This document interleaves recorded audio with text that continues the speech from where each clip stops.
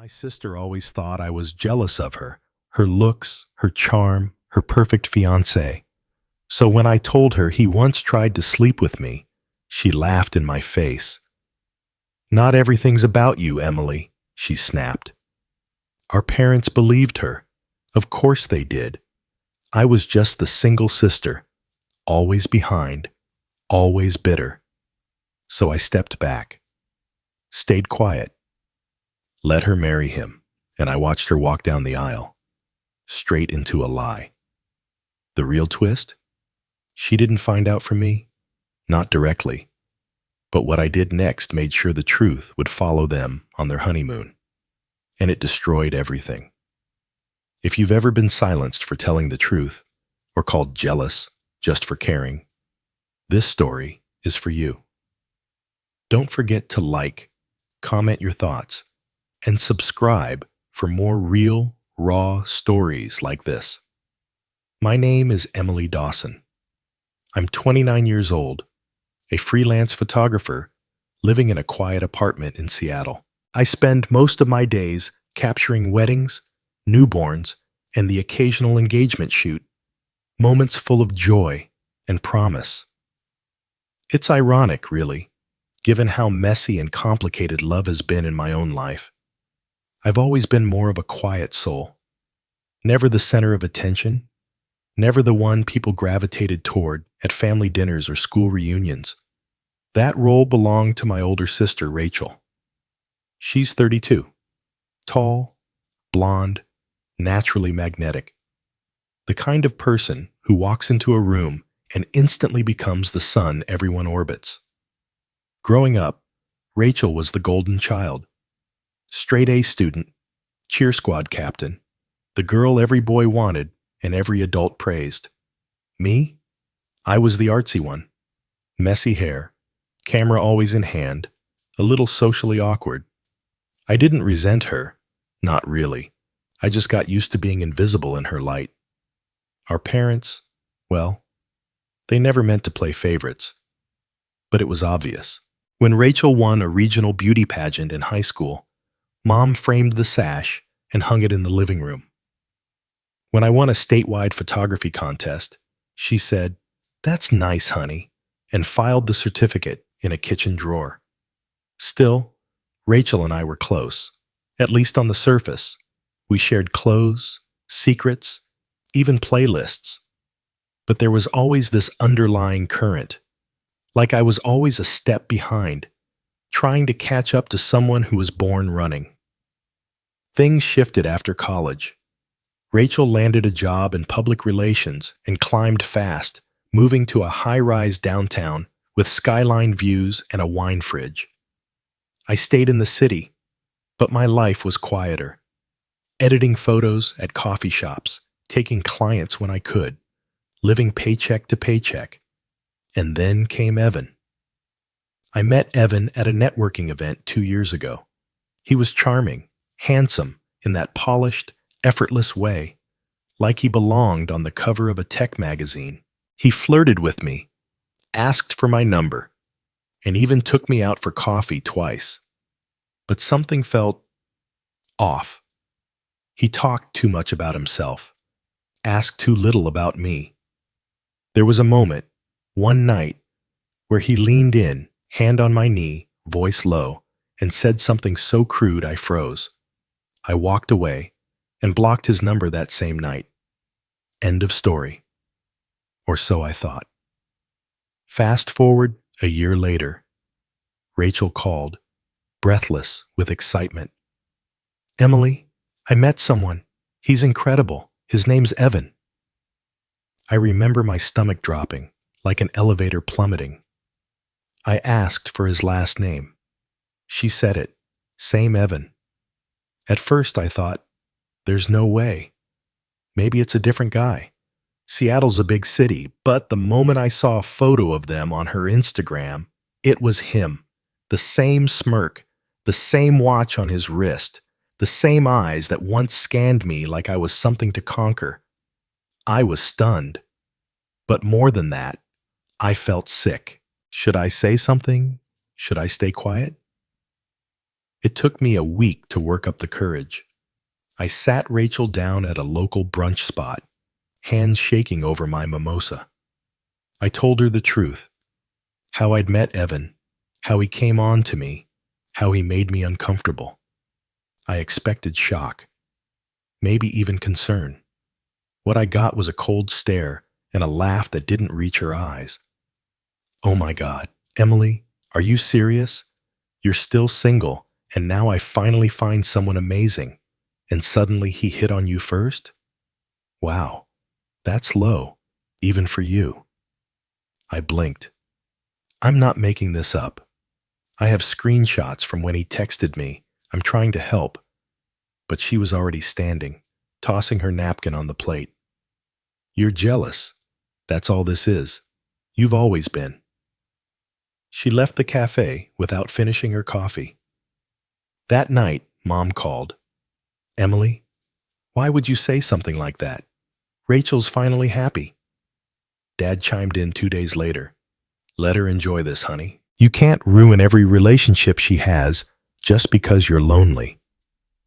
Lonely. That word stuck to me like wet cement. From that day on, there was a wall between me and my family. Rachel got engaged to Evan within the next 2 months. I wasn't asked to be maid of honor. I wasn't even invited to the engagement party. It was like being erased. I tried to move on. I threw myself into work, took on more clients, buried myself in other people's love stories. But every time I opened social media, there she was, my sister, smiling in her white dress, glowing with the man I knew was a fraud. They say blood is thicker than water. But what do you do when the blood turns cold? The weeks leading up to Rachel's wedding were unbearable. Every family group chat buzzed nonstop with plans, Pinterest links, bridal shower ideas, all without me. I wasn't even tagged in the photos when Mom posted about the perfect little bridal tribe. It was like I'd been quietly voted out of the family. At first, I thought maybe Rachel just needed time. Maybe she'd cool down, realize I was trying to protect her. I even drafted a long email with screenshots of Evan's old texts, including one that read, "Let's keep this between us. You're sexy when you play hard to get."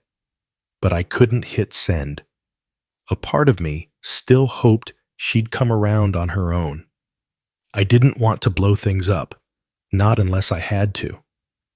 Then came the official wedding invitation.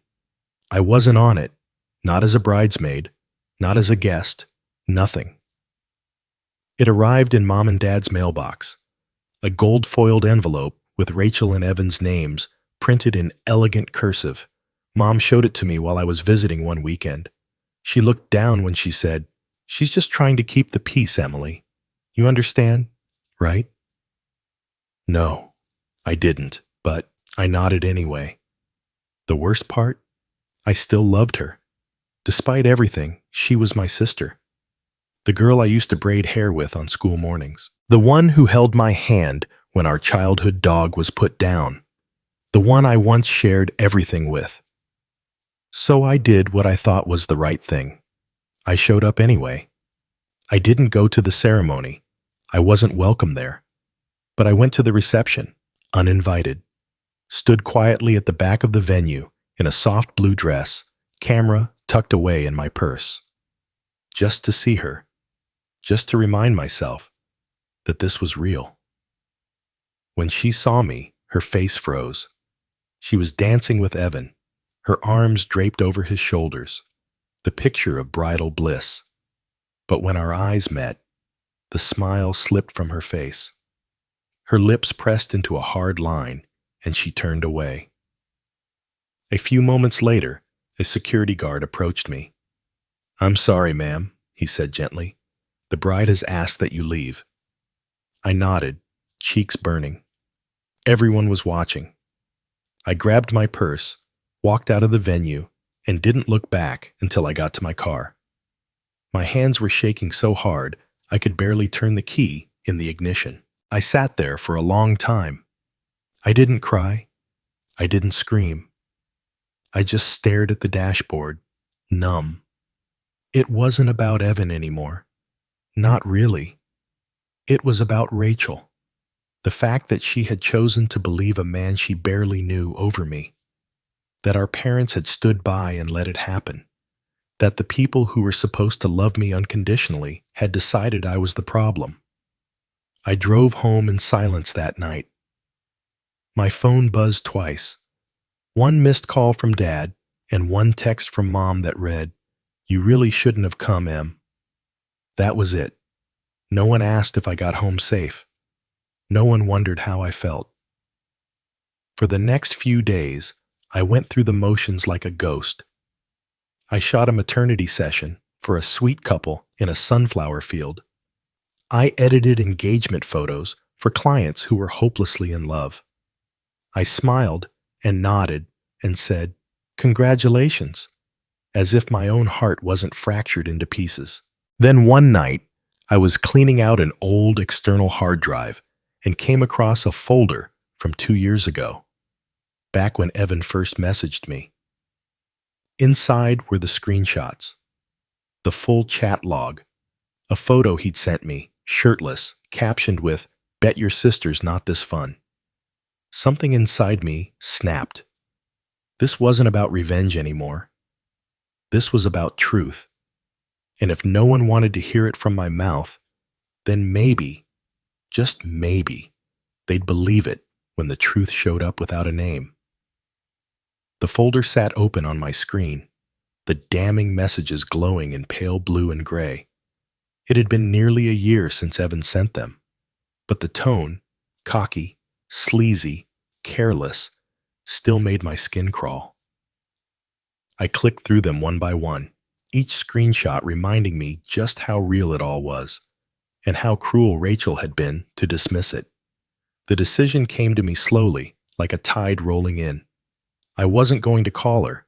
I wasn't going to beg her to listen. That part of me, the part that still hoped she'd come around, had been buried the night she had me thrown out of her reception.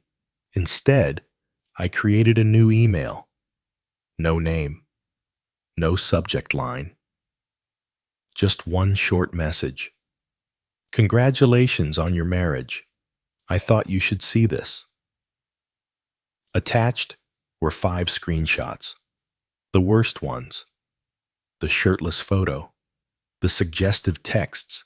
The one where he asked me to sneak away after our second date, even though he knew I wasn't interested. I didn't sign the email. I didn't need to. I hit send, and then I waited. 3 days passed. Nothing. Then one morning, I checked Rachel's Instagram. The honeymoon photos, once posted daily, had stopped. No more matching robes in Bali. No more sunset kisses with captions like "Forever with my best friend." Just silence. Later that afternoon, my phone lit up with a call from a number I didn't recognize. I let it go to voicemail. 30 seconds later, a text came in from Rachel. "Did you send me those messages?" I stared at the screen for a long time. My heart pounded. She knew. I didn't reply. I didn't owe her that. The next day, Mom called. I almost didn't answer, but curiosity won. Her voice was tight, like she'd been crying. "Emily, what did you do?" I blinked. "Excuse me?" "Rachel's a mess. Evan's staying at a hotel. She said she got anonymous messages about him. About you and him. Why would you do that?" I took a deep breath. "Mom, do you remember when I tried to warn her before the wedding? You said I was bitter. You told me not to ruin her happiness." She was quiet. "Well, guess what? Her happiness was a lie. I gave her the truth. That's more than anyone else ever did." Her voice dropped. "You went behind her back." "No," I said calmly. "I stepped out of the way, and now karma is doing what it does best." I hung up. For the first time in months, I felt something like relief. But it didn't last. That weekend, Dad showed up unannounced at my apartment. I opened the door in sweatpants, hair a mess, peanut butter sandwich in one hand. He didn't smile. He just stood there, gripping a manila folder. "I thought you should see this," he said. Inside were printed copies of the screenshots. My screenshots. "She cried for 3 hours," he said quietly. "Said she couldn't believe you'd humiliate her like this." I laughed, bitter, broken. She humiliated herself. I gave her the truth. She just didn't want it from me. Dad sat down heavily on my couch. He looked older than I remembered. "You know, when you were kids, you used to follow her everywhere. You adored her. She could have told you to jump off a roof, and you'd ask how high." I swallowed hard. That little girl's gone. She disappeared the day her sister turned her back. For a moment, we just sat there in silence. Then Dad asked, "Do you hate her?" I shook my head. No, I just stopped expecting her to love me the way I loved her. He nodded, slowly. And then, without a word, he got up and left. But the fallout was just beginning. A few nights later, I got another text from Rachel. Just 3 words. "He cheated again." This time, I replied, "I'm sorry." No sarcasm, no triumph, just the truth. Because deep down, I was sorry. Sorry that she had to learn the hard way. Sorry that she hadn't listened when it mattered most. She didn't respond, but I knew it wasn't over. Not even close. A week passed, then 2. I didn't hear from Rachel again. Not a call, not a message, not even a passive-aggressive quote on her Instagram story. The silence was louder than any scream she could have thrown at me. And in that silence, I began to question everything. Had I done the right thing? Had I crossed a line by sending those messages? Would things have been different if I just kept my mouth shut and watched her fall apart on her own? There was no clear answer, just a gnawing emptiness that followed me everywhere. I stopped sleeping, stopped eating properly. My editing piled up. I canceled 2 shoots and ghosted a 3rd. I stared at my computer screen for hours, unable to do something as simple as adjust lighting on a photo of a laughing couple. The bitterness was eating me alive, not because I wanted revenge, but because I had already gotten it, and it didn't feel the way I thought it would. It didn't feel satisfying. It felt lonely. Then, one Thursday afternoon, there was a knock at my door. I wasn't expecting anyone. When I opened it, Rachel was standing there. No makeup, hair in a messy bun, oversized sweatshirt and sweatpants, eyes red and swollen. She looked like a stranger. She looked like me. We stared at each other for a long time. Neither of us said a word. Then she whispered, "Can I come in?" I stepped aside without speaking. She walked past me and stood in the middle of my tiny living room, arms crossed over her chest like she was trying to hold herself together. "I left him," she said, finally. Her voice was raw. "He admitted to cheating, not just with you, with at least 3 other women during our relationship. One of them was a coworker, another, I don't even want to know." I stayed silent. "I found receipts in his luggage," she went on. "Hotel rooms, drinks, condoms." Her voice cracked. "We were supposed to be hiking temples in Ubud. He was sneaking off to check emails and hooking up with someone else." I swallowed hard. "I'm sorry, Rachel." She looked at me, really looked at me, for the first time in what felt like years. "I should have believed you," she whispered, "but I couldn't. Not because I thought you were lying, but because if you were telling the truth, it meant I'd built my entire life on a lie, and I wasn't ready to lose it all." That hit me harder than anything, because I knew exactly what she meant. Sometimes, believing the truth means letting go of the fantasy, and that's the hardest part. I nodded slowly. I wasn't trying to hurt you, I said. I was trying to protect you, even when you shut me out. Rachel sank down on my couch, burying her face in her hands. I was awful to you. I called you jealous. I turned mom and dad against you. I banned you from my wedding. Who does that to their sister? I sat next to her, unsure what to say. You don't have to forgive me, she said. I needed you to know that I know now. You were right, and I'm sorry. A lump rose in my throat. For months, I had rehearsed this moment in my head. What I'd say, how I'd finally get to throw her cruelty back in her face. But now, sitting beside her in her brokenness, I didn't feel triumphant. I felt tired. So I did the only thing that felt true. I reached over and wrapped my arms around her. We sat like that for a long time, two broken sisters in a tiny apartment, surrounded by the silence of everything that had gone unsaid for too long.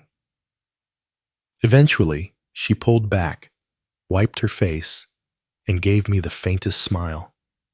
Do you still take clients? I blinked. What? I was thinking of doing a photo shoot, she said, voice light but shaky. You know, something to remind myself that I'm still here, that I still exist, even without him. I laughed, short and unexpected. I'll give you the family discount. That night, after she left, I found a small bouquet of white lilies waiting at the front door of my photo studio. There was no card, but I didn't need one. It was from Mom. Maybe she wasn't ready to say the words. Maybe she never would. But for the first time in months, I didn't feel invisible. I felt seen.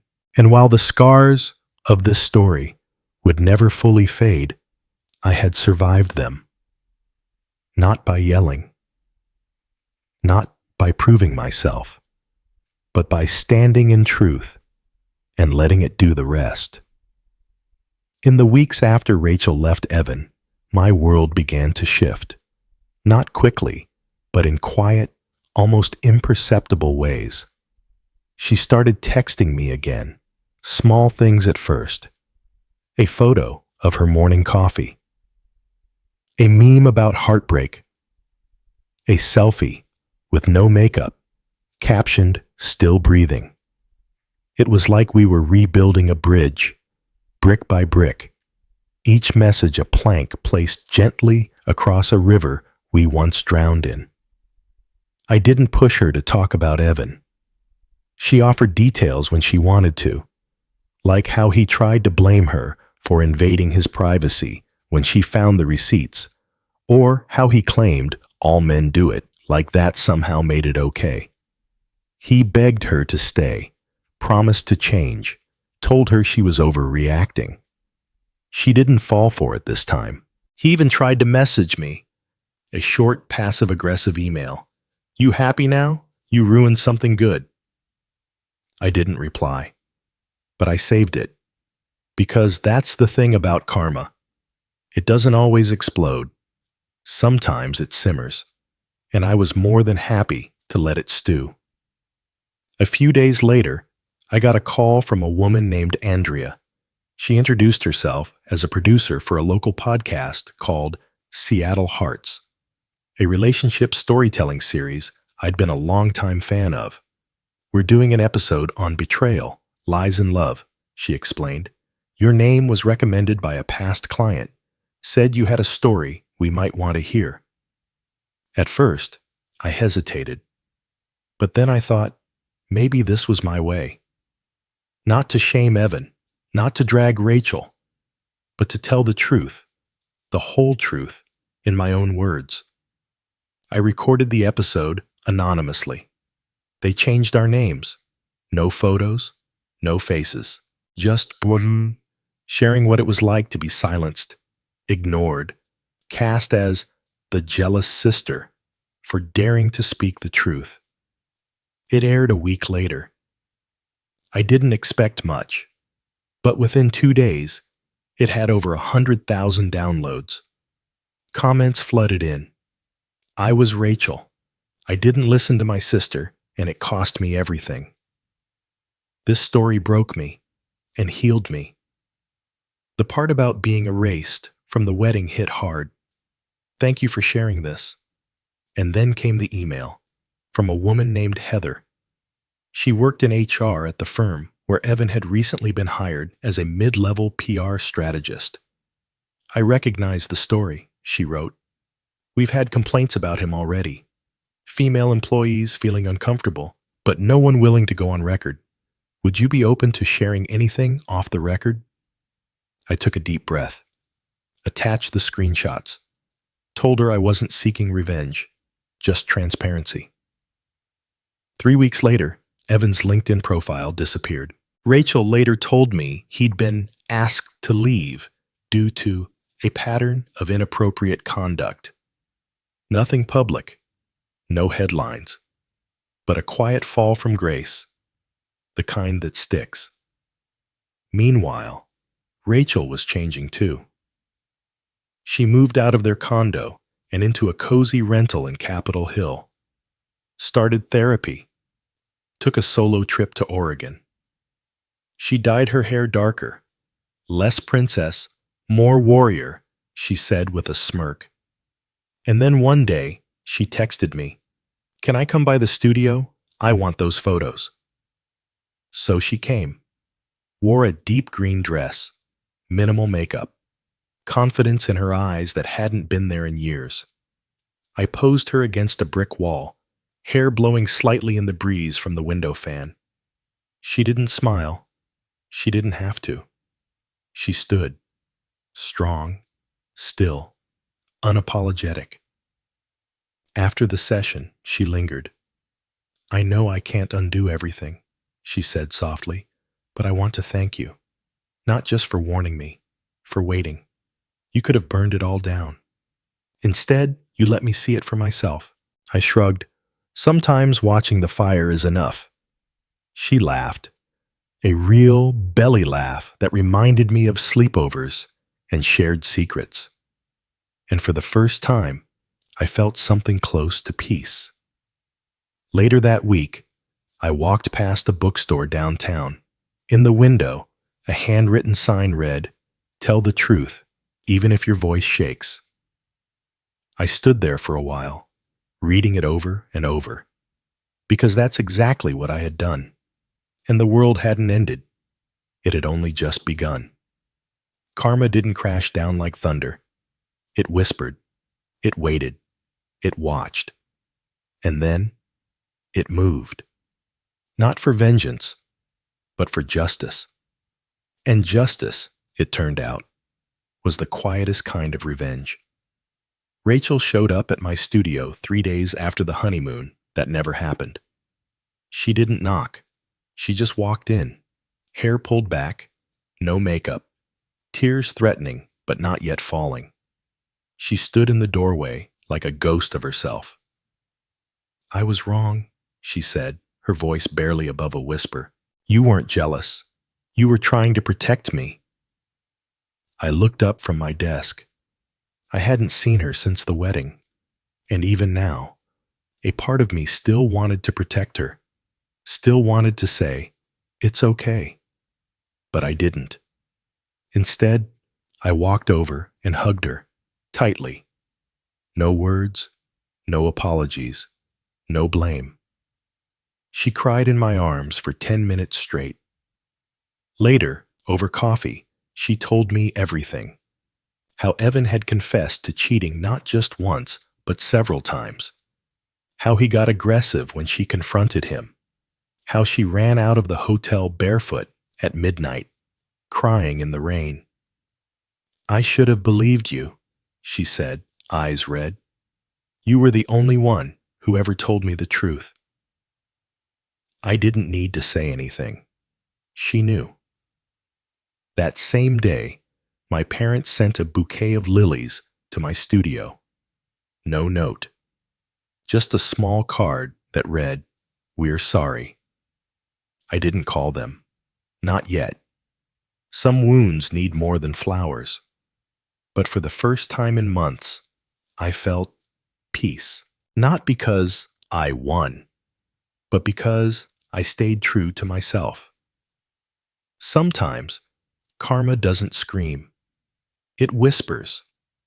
It arrives quietly, carrying truth and healing in equal measure. And in that silence, I found my voice again.